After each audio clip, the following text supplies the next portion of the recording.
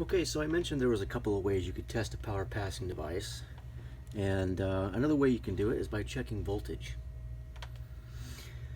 Now what you would do is you take your meter and you switch it to volts AC, which stands for volts alternating current, because in this example we're checking for 115 volts, 115, 120.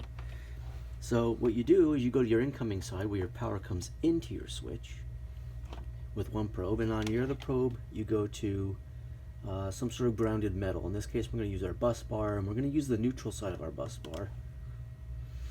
And as you can see, hopefully on our meter, we've got 116 volts. Now our switch is off, so if we go to the outgoing side of the switch, we should read no volts. And sure enough, we're not reading voltage. Now if we switch our switch into the on position, now when we go to our incoming side, we show 116 volts. And when we go to our outgoing side, we show 116 volts. Now another way you could do it would be to take your voltmeter, turn our switch back off, and put them on both sides of the switch, your incoming side and your outgoing side. Now right now, with the switch turned off, we're reading 116 volts. But when the switch gets turned on,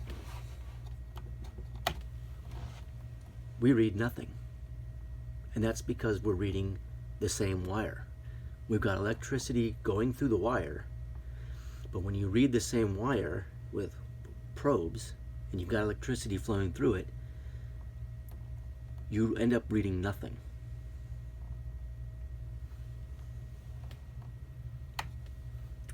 Now we break the wire and we read 115.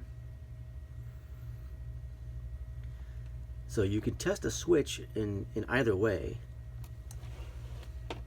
but what I like to do is the first example where you read the incoming side and the outgoing side to ensure you've got voltage going all the way through that switch.